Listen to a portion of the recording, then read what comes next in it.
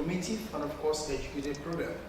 My name is Shi Additional, and of course, like I promise on a weekly basis, I also bring to you a very seasoned politicians, professionals, as well as captain of industry in this program. And of course, this week will not be an exception. Today, having a very important personality in mind that I personally have a very high level of respect for. I refer to him as an icon of hope, a man of sterling qualities with monumental accomplishment, and of course, a man of impeccable and unquestionable character. My guest for today was born 27th March 1963. He has a bachelor's degree in quantity surveyor from Ahmadu Bello University, Zaria in 1986, with also a master in business administration from Bayero University, Kano in 1993. He is a registered member of Quantity Surveyors Registration Council, associate member of Nigerian Institute of Quantity Surveyors. My very special guest today was the former chief quantity surveyor at the Federal Capital Development Authority, Abuja in 1999. He was senior quantity surveyor at Ministry of Education, Kano State in 1992 as well. And of course, I had several other positions as regarding his profession. My very special guest for today, he was the first chairman of commercial political movement. And of course, my guest as well is also conferred with the honorary doctorate degree on public administration by All Saints University, Washington, D.C., United States of America. Ladies and gentlemen, like I told you earlier on, my guest for today is a very humble personality. He's currently the secretary to the Kano State government. Ladies and gentlemen, please do join me in welcoming Engineer Dr. Rabi'u SULEIMAN, BICHI. Sir, you're most welcome to the program, sir. Thank you, Sheikh. How are you? Professor, I know, I'm not too sure I'm doing justice to your pedigree, sir. Can you leave me to go further, sir? Well, I think you have said it all. What you have said, I think there isn't right up where I was born. I was born in BICHI, Kano State in 1963. And I attended primary school also in BICHI, from where I proceeded to Government College, Kano, which is now Kumpa College.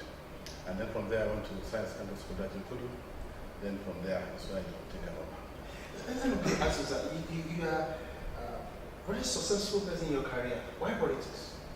Well, I wouldn't say so, but I'm happy that at least, alhamdulillah, I'm told. And everything has been quite well. And for all these years, we have performed relatively well. I'm happy with that. I thank Allah for that. Well, you asked me why politics. Because everything is politics. Whatever you do, I think it's politics. You can't escape from being a politician in one form or the other. And Kwankwaso leader, that is the governor of Kano State, is a very close associate. So he's a politician to the core. And we have been learning quite a lot from him. And we find that politics is a very, very, very good profession to be involved in. And anybody who says Kwankwaso will understand that politics is the way of life. So why politics? I think yes, it's the way of life, I say. So I choose it to be the way of life for me too. May 29, yes. Graduation will be 2 years. Can you let us know from achievements of this administration? Well, first of all, I think we thank Allah and we thank the people of Kano State for electing Governor Rabi'u for the second time after 8 years out of office. Everything in education, when you ask him, what is your priority, he will say education. If you ask him the next time, what is your priority, he will say education, and the third time too, he will say education. Because education is a pillar, is a bedrock of all development. So in this area, His Excellency, the government of Governor Rabi'u has performed exceedingly well. I can say beyond the expectation of anybody. Because the sector was comatose when he came in, but I am sure you yourself, if you go around, see that it has received the utmost attention of this administration. Right from nursery to primary school, secondary school, and tertiary level, education has received the highest attention by this government. A lot of infrastructural facilities have been provided, and also both soft and hard infrastructure have been provided to make sure learning, teacher learning becomes easy in Kano. His agenda is that every child in Kano has to be educated. Every child in Kano must be educated.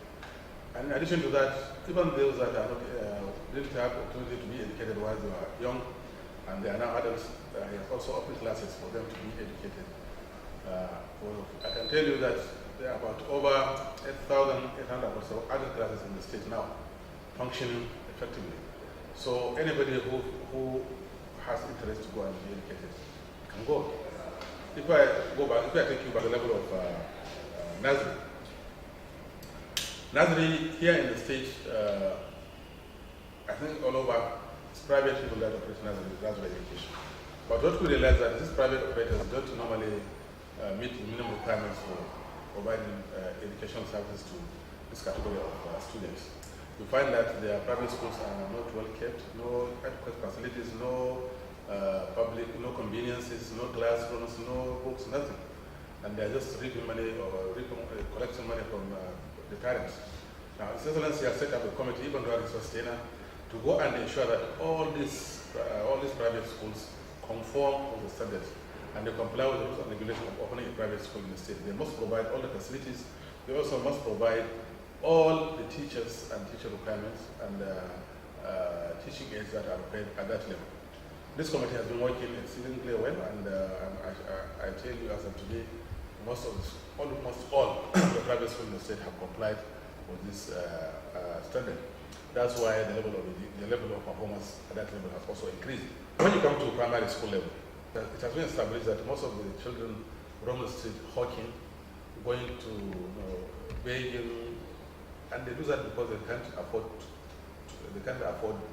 meals in the afternoon and evening. Now that keeps them on the street trying to beg to get something to eat, or trying to hawk their ways to get something to eat. Now, His Excellency has introduced free feeding in our primary school for 5 days a week. 5 days of each child that goes to primary school is fed in the afternoon. That attracted a number of them to go to school. Some that are not even school age go to the school and eat, hoping that by next year they will be enrolled. It is unbelievable that sometimes headmasters have to go around the quarters or the wards looking for children to enroll in their schools. But now they don't have to.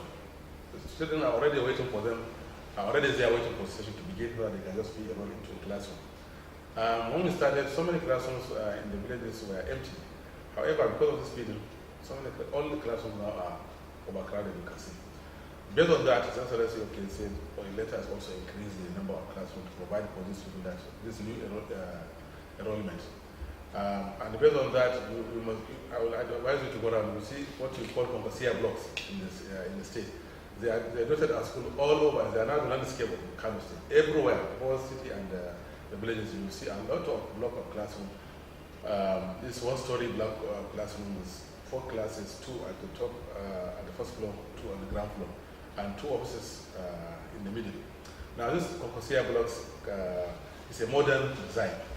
It's not ordinary block where you have only the concrete floor, asbestos ceiling or cellular ceiling board, and with ordinary corrugated iron zinc roofing. These are special class with tiles, vitrified tiles on the floor, plastic ceiling, akin to POP, which is called POP. Also, the windows are sliding, the glass aluminum sliding in the windows, and then the doors are security doors, which metal security doors, which are mostly important. So if you go, you see that this classroom are standard classrooms everywhere. The intention is to raise the level of the living standard of our people. If somebody from a village for the first time is seeing these things, will definitely like to maintain that standard, even if he goes out of school.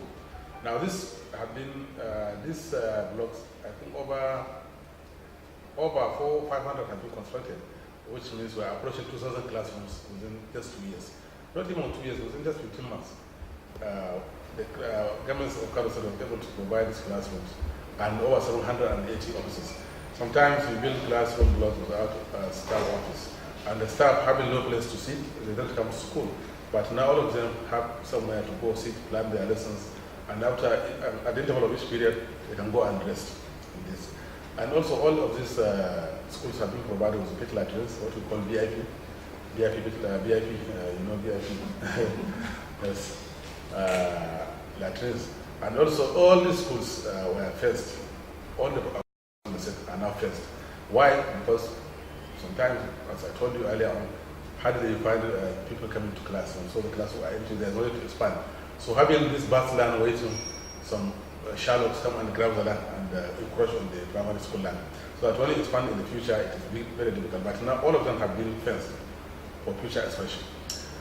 This has really increased the enrollment in our secondary, in our primary school. Also, the issue of school uniform.